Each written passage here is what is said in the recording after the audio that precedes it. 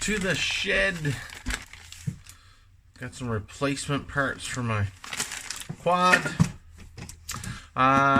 So that should be fun this weekend. Pedaling in the shed, working on the ATV. For my Canadian friends, maybe international, I'm not sure how far this goes, this show. If you know the show, TV show on CBC Canada, it's called Kim's Convenience. And in that show, Mr. and Mrs. Kim, the Korean-Canadian convenience store owners, use a term called sneak attack. The banter between the husband and wife in that show is quite comical. And sneak attack, Casio Oceanus. That's a sneak attack.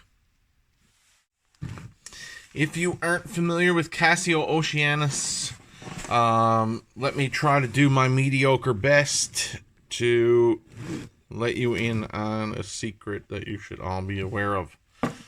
Thanks to Bob over at Time to Go Travel and Timepieces, I became aware of this particular model line within Casio, and oh my goodness, they are nice. So this is a used piece I'm about to show you that I actually picked up as a bit of a brokerage for Bob, a gentleman in my local area. So leather inner. Had this up for sale, and I was able to snag it for Bob. Bob's been pretty interested in Casio Oceanus watches, and after this exposure, I am also very, very interested myself. So used, but still came with all of the hang tags. So that's a Bluetooth tag. This is a Japanese domestic market version of Casio Oceanus. I'm not even sure if these are in Canada yet. There you go. And the Bluetooth. Let's see, getting a little closer and a little closer. Zoom. There you go. Let's see. So 100,000 yen. And the model number is OCW-T3000-1AJF. There you go. This is a all titanium watch. It is extremely light.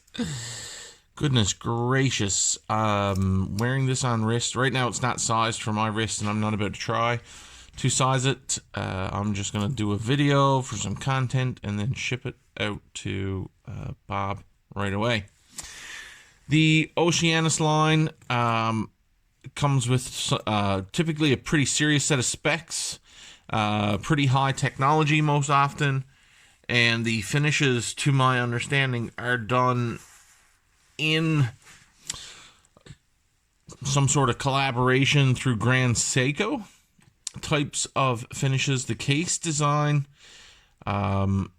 and sort of appearance by eye is very close to my experience with a Grand Seiko Quartz and 9F Heritage SBGA. I had it on the channel. And again, this is a mediocre watch channel, so, you know, don't expect me to remember model numbers all the time. So, just a quick run on dimensions. I got to get better at this than I have in the past. This is running a 41 to the outside of the bezel. This is going to be a very nice fitment on wrist for Bob, I believe. He's got a 7 1/4 maybe. So there you go, 41. You know, if you take in the top of that crown, you're at 44. Yeah, 44. The lug width is 20. I'll put it at 21. Probably 21. Yep. Thickness on this piece is 11 millimeters thick. So, strikingly, for me, I'm not sure if the camera's going. I'm going to have to stop moving the camera is what I'll do. Try to stop moving all of this around and get a... Okay, we're back. I think it is focusing a little better. So, most strikingly for me, and I do not believe that camera is doing it justice at all, is the crystal. Whoa.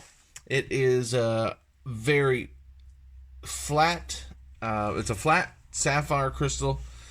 But it's almost to the naked eye as if the crystal is not there. The depth of the dial and the AR, I'm assuming it's the AR that's doing it, because it's as if that crystal is not even there. Let's see if I can get it more this way. There you go.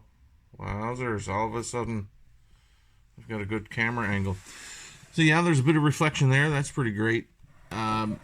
After me just saying you can't see shit through it.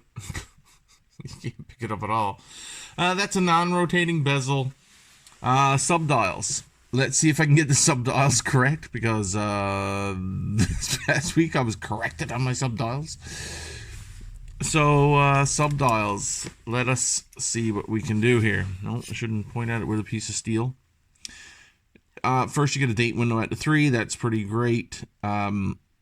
Then you got an AM PM indicator. This is a 24-hour. Nope, that is not a 24-hour. That may be a second time zone subdial. It's a 12 and a 6. At the top is a 24-hour subdial. And then you have the days of the week, Sunday through Saturday, at the top of this dial. And, my God, I do not know.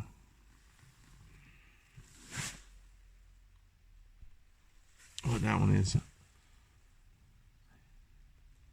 I don't know what the rest of the subdial is on the lower side. You know, you take your chances coming here to this channel. So I think from that angle right now, you can tell all the indices are raised off the main dial. They are in the re-hot chapter ring, whatever you want to call it.